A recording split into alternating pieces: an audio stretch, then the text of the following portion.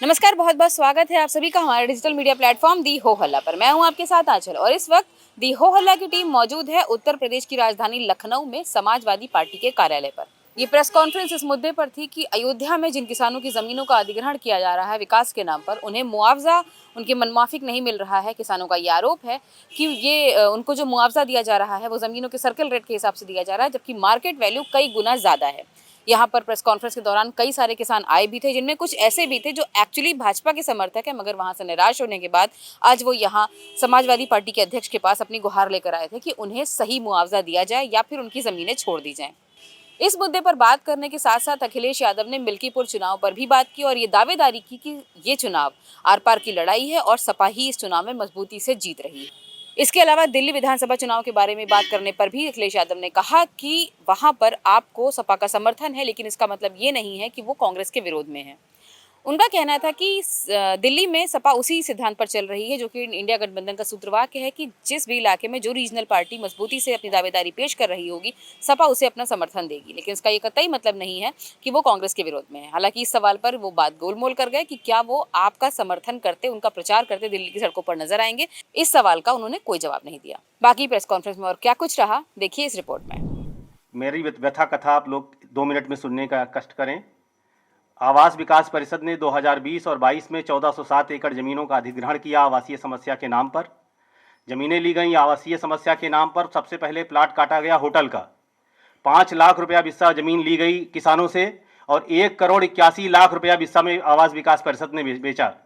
इससे ज़्यादा घोर अनैतिक काम कोई शासन सत्ता नहीं कर सकती है। 1407 एकड़ जमीनों का मास्टर प्लान तक था नहीं। मास्टर प्लान के लिए फर्म का सिलेक्शन तक नहीं हुआ। उसके पहले ही अगस्त 2023 में 450 एकड़ जमीन की सप्लीमेंट्री स्कीम और लेके आ गए, और वही कि आवासीय समस्या अयोध्या की। उसी स्थान पर बार बार जमीनें अधिग्रहित की जा रही हैं। सारे लोग भूमिहीन होने जा रहे हैं। उनका लाइवलीहुड इंपैक्ट हो रहा है। उनके जीवन जीने का अधिकार समाप्त हो रहा है। हम लोग उसी अयोध्या के निवासी हैं। हमारी जमीन वहां पर है। हम वहां पे होटल बनाना चाहते हैं। कुछ लोग अपना आवास बनाना चाहते हैं। कुछ लोग अपना व्यापार करना चाहते हैं। वो कहाँ जाएंगे? जो लोग भूमिहीन हो रहे हैं वो कहाँ जाएंगे? और एक और नैतिकता का प्रश्न मैं इस मंच से उठाना चाहता हूं। माननीय सुप्रीम कोर्ट के आदेश पर श्री राम जन्मभूमि तीर्थ क्षेत्र ट्रस्ट केंद्र सरकार ने बनाया। उसके पदेन सदस्य ex officio member district collector बनाए गए। उस राम जन्मभूमि ट्रस्ट ने अयोध्या में 2021 से लेकर 2023 तक 5 रजिस्ट्रीज कराई। सारी रजिस्ट्रीज हम लोगों ने निकलवाया। सारी की सारी रजिस्ट्रीज सर्किल रेट के कई गुने पे कराई गई। वर्मा है, मैं अयोध्या की मूल निवासी हूँ। मेरे पति की मृत्यु कोरोना महामारी में 2021 मई में हो गई थी। उनकी मृत्यु के उपरांत मैंने सभी जमा पूंजी जमा करके, LIC के डेथ क्लेम के पैसे सब जमा करके मैंने एक ज़मीन खरीदी थी अपने बच्चों के उज्जवल भविष्य के लिए। मेरे 2 बच्चे हैं, एक बेटा है और मेरी अभी 12 साल की बेटी है। उन दोनों की पढ़ाई लिखाई, शादी ब्याह, उज्जवल भविष्य के लिए मैंने जमा करके पैसे वो ज़मीन खरीदी थी, ताकि भविष्य में उनको अच्छा पढ़ा लिखा सकूं, बेटी की शादी कर सकूं। और वो ज़मीन आवास विकास परिषद जो है योजना में ले रही है और उसका मुझे सही मुआवजा भी नहीं मिल रहा है। अब मैं अपने बच्चों को कैसे पढ़ाऊंगी लिखाऊंगी, अपनी बेटी की कैसे शादी करूंगी? आवास विकास परिषद कहता है कि ये सब जमीन आपकी योजना में चली गई है, उत्तर प्रदेश शासन ही इसकी सारी जिम्मेदारी उन्हीं के हाथ में है और हम कुछ नहीं कर सकते। मैंने इसके लिए कई पत्राचार किए, प्रधानमंत्री, राष्ट्रपति, माननीय मुख्यमंत्री, महामहिम राज्यपाल, चीफ जस्टिस, चीफ सेक्रेटरी, सबको मैंने पत्र लिखे, लेकिन कोई भी मेरी बात नहीं सुना। हमारा दुख दर्द कोई नहीं सुन रहा है कि क्या होगा मेरे बच्चों का भविष्य और मेरा भविष्य। और कौड़ी के भाव वो जमीन ले रहे हैं। अतः माननीय अध्यक्ष जी से निवेदन है कि मेरी या तो ज़मीन मुझे वापस कर दी जाए या मुझे सही मुआवजा दिया जाए, ताकि मैं अपने बच्चों को पढ़ा लिखा सकूं, अपने परिवार का भरण पोषण कर सकूं। कि हम लोगों की पीड़ा और वेदना को सुनने के लिए आपने अपना बहुमूल्य समय निकाला।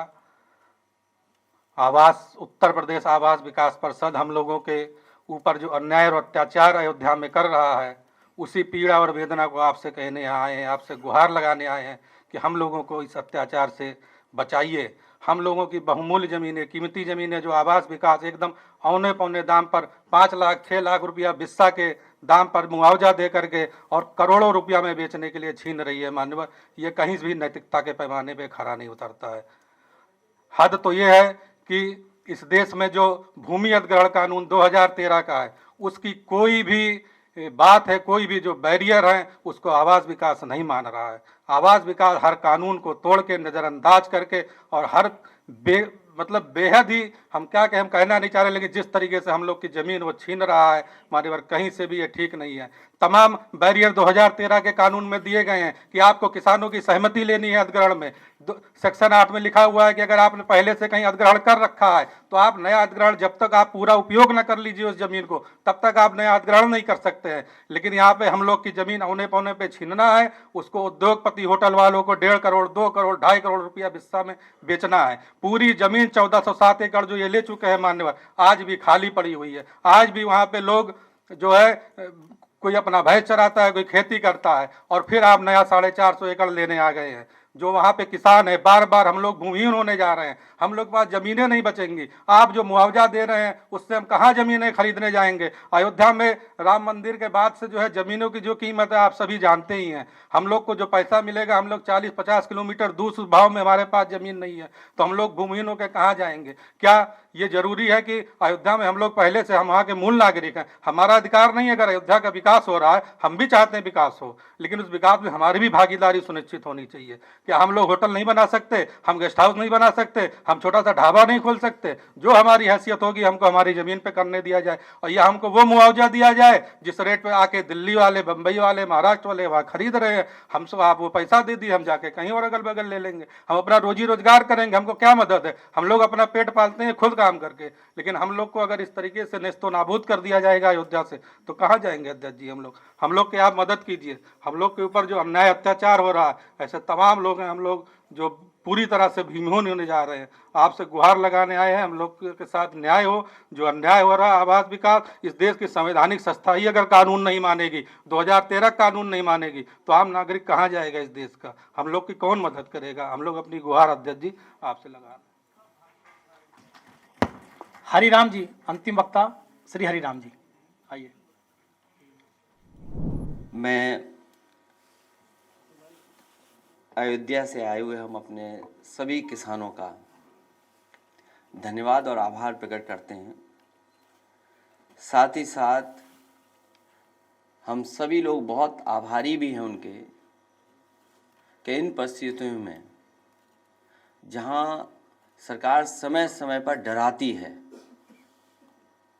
उनके अधिकारी अन्याय करने के लिए हमेशा तैयार रहते हैं।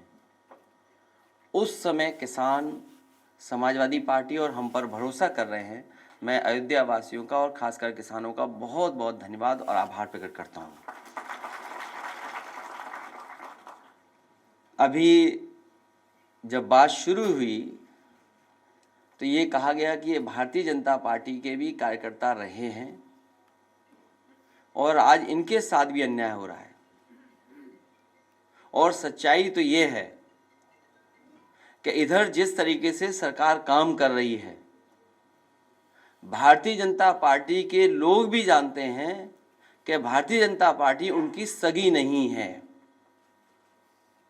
इधर जिस तरीके से भारतीय जनता पार्टी फैसले ले रही है, काम कर रही है, भारतीय जनता पार्टी के लोग भी ये महसूस कर रहे हैं कि भारतीय जनता पार्टी उनकी सगी नहीं है। और मैं एक उदाहरण नहीं, कई उदाहरण दे सकता हूं। जो हमारे किसान यहां पर आए हैं, इनका तो सब कुछ छीना जा रहा है। दादा परदादा से वर्षों से ये खेती बाड़ी करते आए हैं, अपना घर मकान बना लिया, रजिस्ट्री हो गई हैं, बहुत सी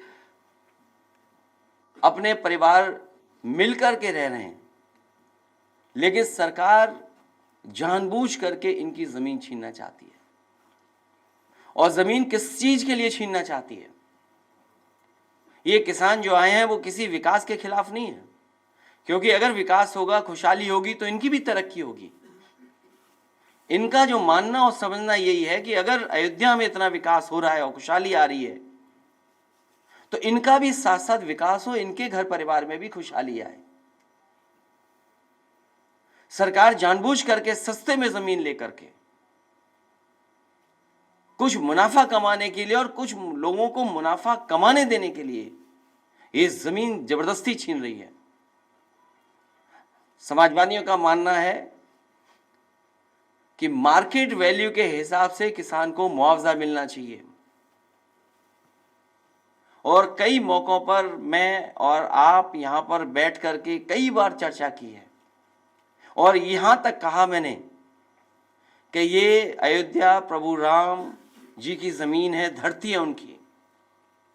न केवल भारत, दुनिया के लोगों को वहां के प्रति आस्था है, तो वर्ल्ड क्लास सिटी बने, वर्ल्ड क्लास इंफ्रास्ट्रक्चर बने, लेकिन जो लोग वहां से उजाड़े जा रहे हैं वो उजड़े नहीं, वो भी कम से कम बराबरी के साथ खड़े दिखाई दें। इसलिए मैंने कहा था कि अगर सर्किट रेट बढ़ा करके 6 गुना भी मुआवजा देना पड़े तो सरकार को पीछे नहीं हटना चाहिए।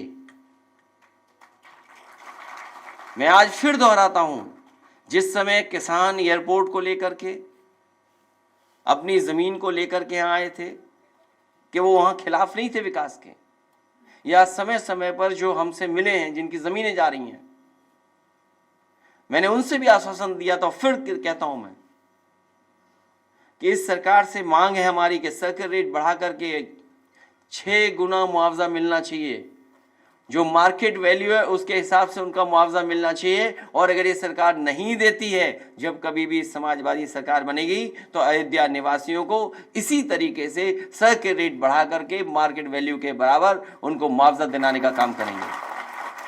आखिरकार सरकार को किस बात का नुकसान हो रहा है?